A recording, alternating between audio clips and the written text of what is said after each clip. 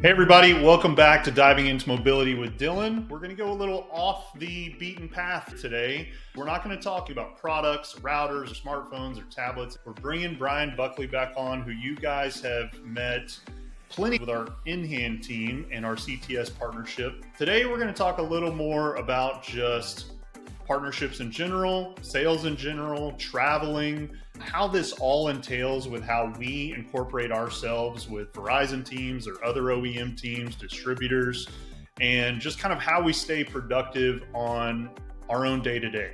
Buck, as we like to call him, has written a book, which he'll reference today, but we want to start adding some value to your day-to-day that's not just about what's that next product. We're posting about it, we're on LinkedIn, we're on YouTube, we're putting the podcast together, but does that really help you in driving more sales, driving more activity amongst your customers? So Buck's going to highlight some things that it has created successes for him, what's led him to writing his own book. So I'll let him reintroduce himself and follow up with anything that he feels valuable. And then we'll just do some back and forth on what we've seen in the market. Perfect. Well, Dillon, first of all, thanks for the time. A big fan of you personally and professionally. I'm excited to be on this podcast. It's a conversation that comes up a lot. I'm 55 years old. I'm a husband of one, father of five. I've held multiple roles from C-suite to not so sweet jobs. As a result, I've learned a lot, mostly the wrong way of how to succeed. One of the things that the first book that I had written is called Elite Road Warrior. The subtitle is 6 Energy Habits to Master the Business Travel Life.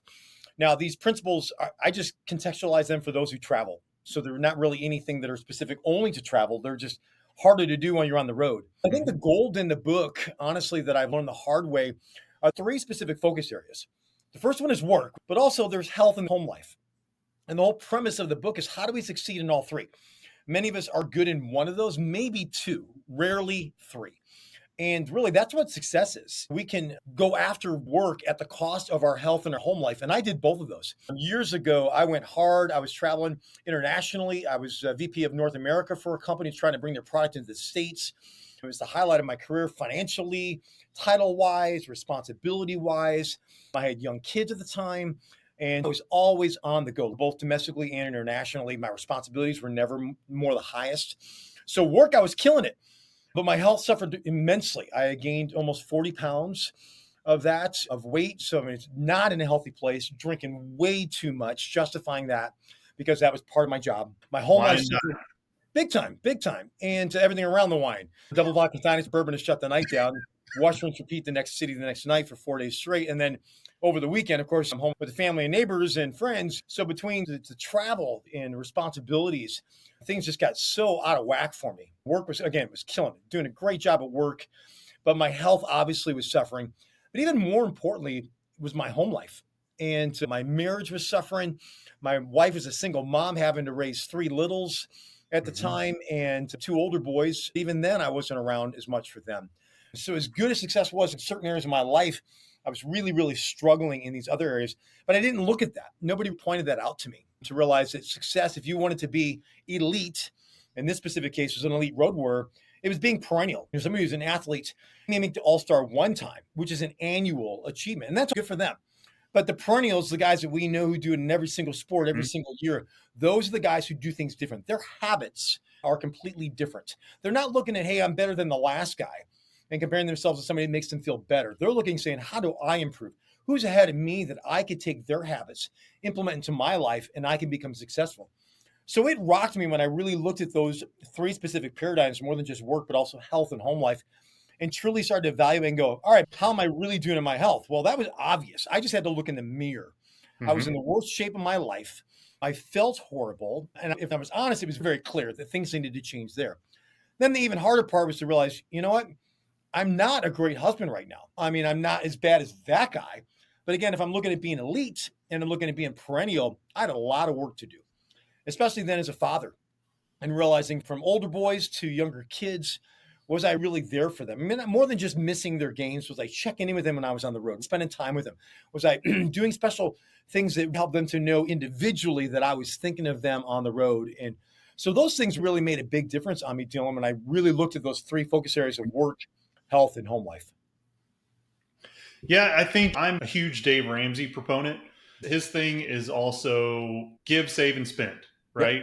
So you can relate that to the work-life balance, which I hate that term, but for all of us, it's what are you doing with your time as well? And as I've referenced to you earlier, I've become kind of a big Dan Martell listener. Yeah. So saves or give, save, and spend. Am I giving my time to the people that you've said? Am I giving effort and time and attention? Am I remembering things about their kids? Am I giving pieces of myself? Am I saving time for myself? Am I actually doing something for me and my family? Am I spending and putting the work ethic in place and habits and consistency? I think what a lot of people have realized they appreciate about myself and my team is responsiveness.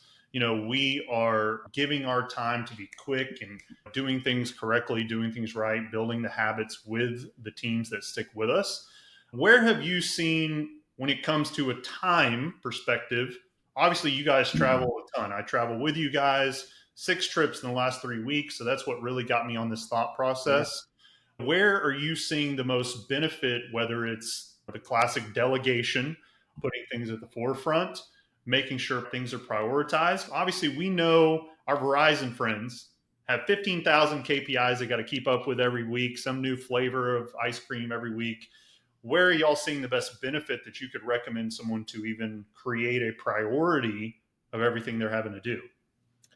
Well, it's something most people don't want to hear, and it's slowing down and thinking. One of the concepts in the book was called Thinkspace. It is thinking through what's important to me. What are my priorities, whether it's for the morning, afternoon, for the day, for the week, for the month, for the quarter. So I live my life that way. And it was something that I really changed. I was the Energizer Bunny for the longest period of time. The only difference between the Energizer Bunny and me was he had rechargeable batteries. And I found out the hard way that I did not. And my body shut down. Nobody believed that. Every time it's going to slow down, you get to that 30, 35, 40. I blew all past that. And I was taking turns, marked 100 miles or, 30 miles an hour. And I'm taking it 100 miles an hour and making the turn Mm-hmm. until I didn't. Once I hit 45, everything started shutting down. My body just said, I'm done with you and running life that way. It forced me to slow down and really look at things in a different way, going, okay, I have a certain amount of energy within the day, within the week, within the month, within the quarter. Where is the best use of that time? And I thought it would take a ton of time to do that. And it really doesn't. I just started thinking on paper. So all of a sudden I'd start writing down just a few minutes in the morning. I do it on Sundays before the week. I do that at the end of the month for the next month, and I do it for the quarter. And all it really is, Dillon, is just really thinking through in these three specific areas: work, health, and home life.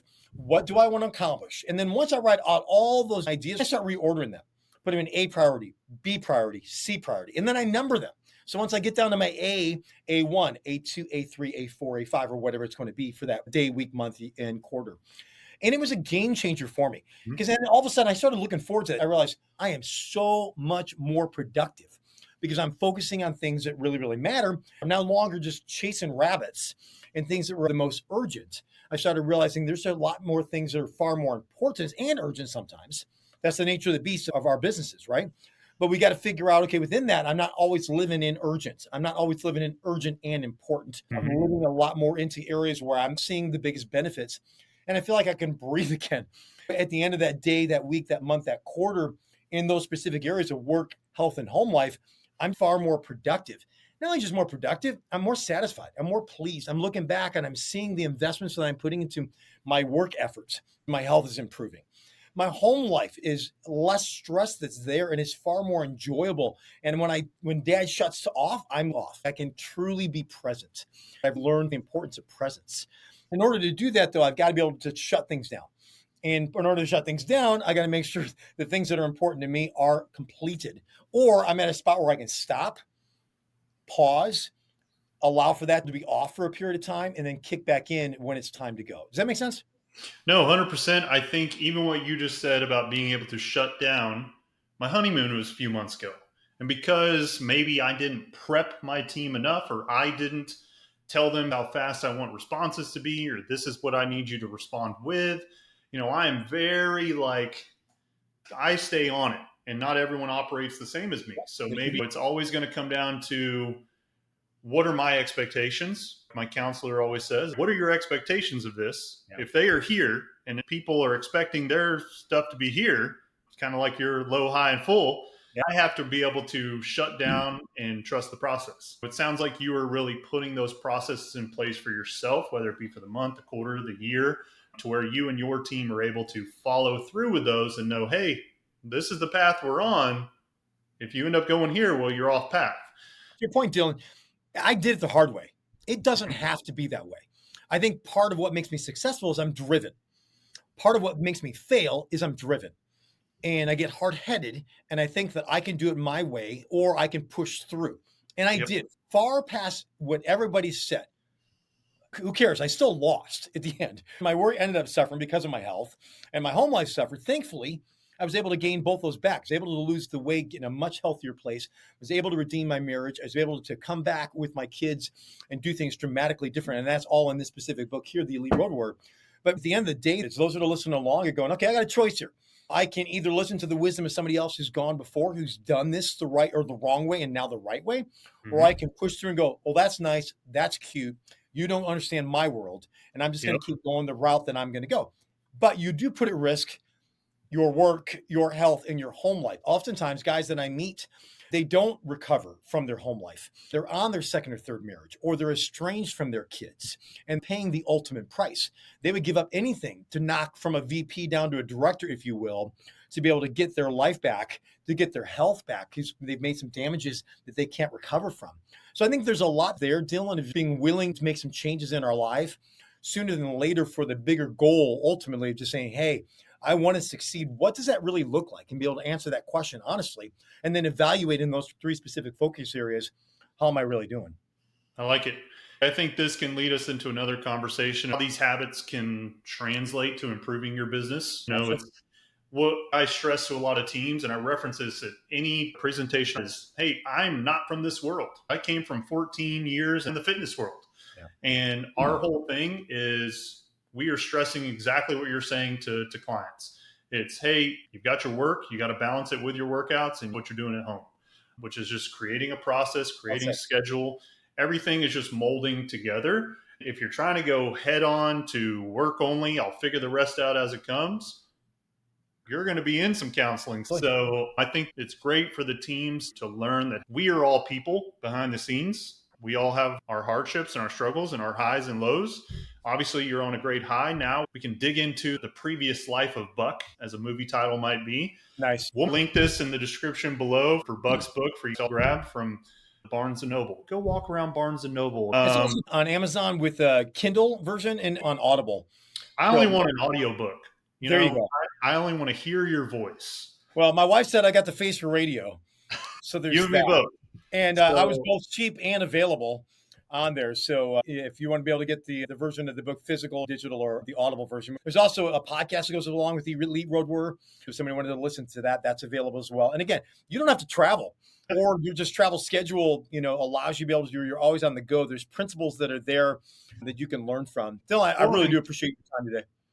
You got it, man. And keep in mind, everybody, those of us that work from home, we are traveling every day. Like, I'm meeting with people in different time zones, people in California. So just because Buck said that you're not on a plane does not mean that these same processes and same steps aren't congruent to you. So thanks again, my friend. I hope you have a great family vacation, well-deserved.